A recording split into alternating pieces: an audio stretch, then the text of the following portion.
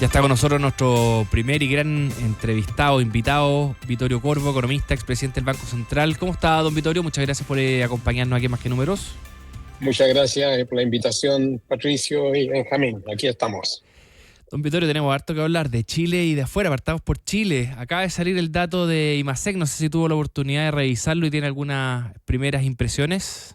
No, la primera impresión es que fue un mes débil y eso muestra que la economía, las expectativas han mejorado, hacia adelante se ven las cosas mejores, pero ahora, como ustedes muy bien decían hace unos minutos, tenemos un nuevo choque. Que la gran sorpresa fue que el mundo tuvo un 2025 mucho mejor de lo que se pensaba después del choque arancelario, los ataques a la Fed.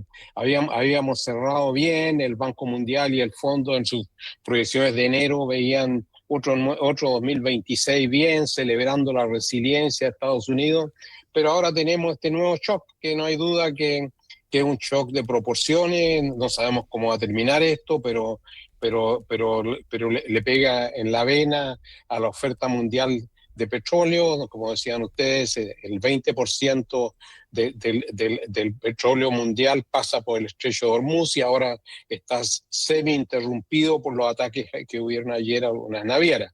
Esto es un shock grande y no sabemos cómo esto va a seguir, pero este shock que estaba entre los riesgos ahora es un hecho, es un shock, y ya pasó de riesgo a shock. Y ahora, para dimensionar este shock, estamos muy temprano en el desarrollo de este conflicto, pero no hay duda que eso Claro. confirma lo que yo había señalado en meses anteriores, de que estamos todavía con mucho riesgo hacia adelante, porque no solamente esto, sino que este shock llega en momento en el cual la Reserva Federal está todavía luchando por llevar la inflación a la meta con una administración que presiona al Banco Central para que baje las tasas de política. No hay duda que es un mundo difícil. Es un mundo difícil. Ahora, volviendo un poquito a lo que está pasando en el conflicto en Irán, don Vittorio. Ok, quizás es muy temprano para cuantificar los efectos, pero ¿cuáles podrían ser los efectos hacia Chile si es que este conflicto se prolonga y se agudiza?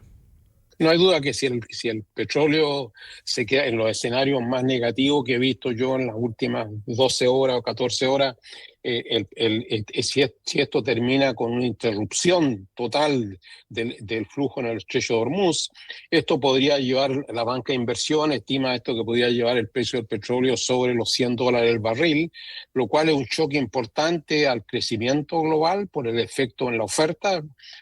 Y segundo, es un impacto en la inflación que le va a pegar justo cuando la Reserva Federal estaba luchando por terminar su trabajo y llevar la inflación a la meta. Entonces esto claramente sería negativo para nosotros y porque sería negativo para el mundo. Uh-huh. Entiendo. Ahora, volviendo a Chile, pero saliendo de la coyuntura del dato específico del IMASEC, que fue bien malo, don Vittorio, quería preguntarle su opinión sobre el legado económico del presidente o del gobierno del presidente Boric, porque el gobierno saliente, sobre todo el ministro Grau, ha tratado de instalar la idea de que cumplieron y que sobrecumplieron y que estabilizaron el país y que gastaron menos y que la deuda creció menos que en cualquier otro gobierno y que sobrecumplieron las metas de empleo, pero hay montones de otros analistas que opinan lo contrario, sí, pero como bien, y son datos esto. En su opinión, ¿cómo termina el legado económico del presidente Boric?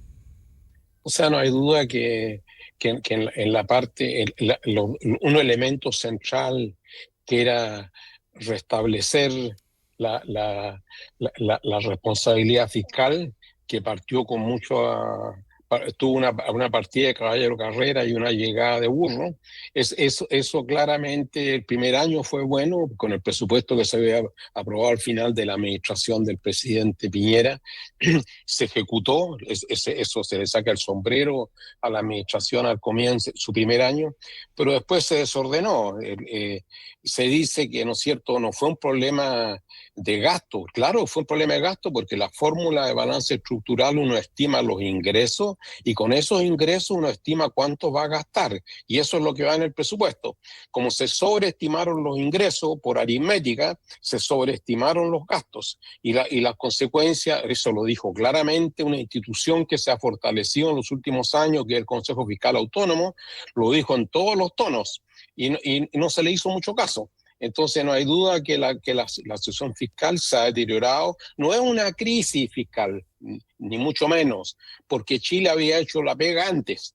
Entonces la situación fiscal se ha deteriorado. El aumento de la deuda no ha sido tan pronunciado porque se usaron activos. Claro. O sea, si mi deuda no sube si yo vendo mi casa, si después vendo los muebles, la deuda no sube, pero he vendido los activos. Entonces claramente deteriorado mi situación patrimonial. Chile deterioró su situación patrimonial. Y el mercado laboral, como muy bien lo ha dicho David Bravo, no hay duda que sigue siendo una crisis. Entonces, de forma correcta, yo creo que la nueva administración está planteando medidas para enfrentar el problema del empleo. O sea, estamos hoy día con cerca de 300.000 empleos menos los que se requieren para recuperar la tasa de participación que teníamos antes de la pandemia. O sea, todavía tenemos una emergencia laboral cuando la mayor parte de los países han recuperado, están por encima de la tasa de empleo que tenían ante la pandemia. O sea, usted dice que sí hay emergencia laboral, pero no hay emergencia fiscal.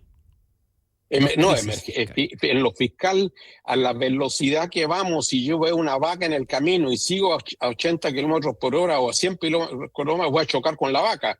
O sea, lo que estoy diciendo yo que tenemos todavía, podemos usar los frenos todavía, pero la situación fiscal se ha deteriorado, pero no es una crisis fiscal como la tienen otros países. O sea, Chile tiene un nivel de deuda neta todavía que es comparado con los países emergentes, está en el tercio más bajo de deuda neta, pero la velocidad a la que ha estado creciendo esa deuda neta, sí. Si cualquier cosa era negativa hace 20 años atrás, hoy día tiene una deuda neta que ha subido, se está empinando cerca del 40% del producto. O sea, la deuda neta ha crecido mucho. Sí, se lo pregunto porque el gobierno entrante plantea una situación de emergencia económica, de crisis, y van a actuar en consecuencia. Entonces, cuando uno está en crisis, toma medidas extraordinarias, ¿verdad? ¿Cómo va a tener que enfrentar, en términos, desde la perspectiva de la crisis que ve el gobierno entrante, la situación económica? Yo espero que se ponga mucho más énfasis en cómo retomamos el crecimiento, y ahí celebro todo el esfuerzo que se está haciendo por agilizar permisos, donde hemos aprendido en parte que a veces cuando uno quiere agilizar un permiso lo hace de forma muy rápida. O sea, se requiere decisión política, y yo creo que y movilizar los mandos medios para que, respetando toda la institucionalidad que tenemos, se acorten los procesos y saquemos la ideología de la permisología. Yo creo que esa es la principal emergencia, y empezar a hacer el trabajo para fortalecer la casa en lo fiscal. O sea, pero Chile no tiene una emergencia fiscal. No tiene una emergencia fiscal. Ok, conversamos con Vittorio Corvo, economista y expresidente del Banco Central. Leí varias columnas que escribió don Vittorio en el Mercurio, y quería preguntarle a propósito de algo que menciona en una de ellas, que tiene que ver con la inteligencia artificial y sus efectos sobre la economía. ¿Cómo está viendo usted?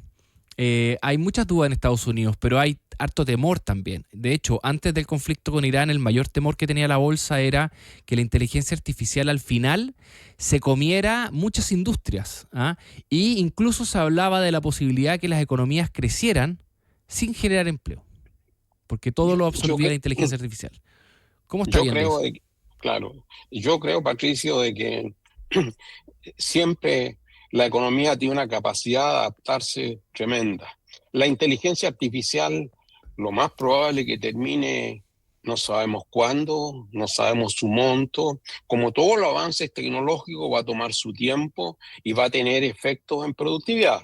No sabemos cuándo lo va a hacer. Lo que sí sabemos es de que muchas empresas relacionadas con la inteligencia artificial no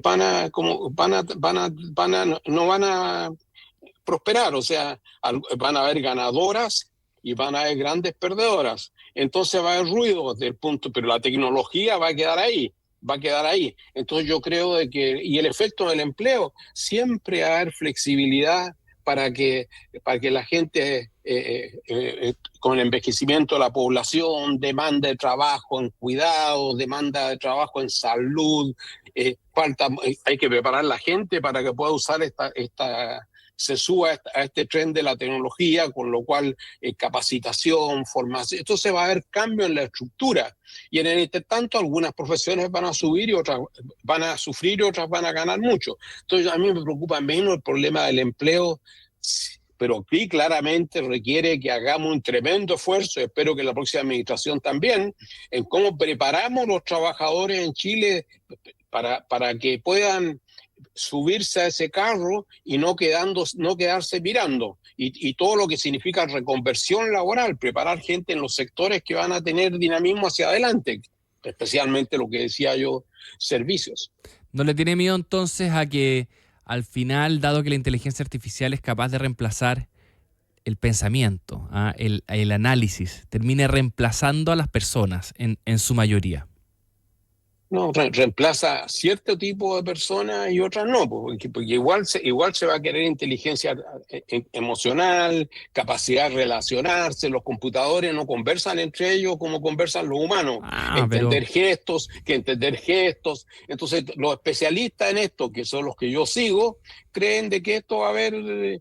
van a haber cambios importantes, claro, no van a ser de la noche a la mañana, pero los países que siguen que siguen con los discos del siglo XIX, pensando en cómo proteger empleos actuales, se van a quedar con focos de desempleo generalizados. O sea, lo que hay que hacer es subirse al carro.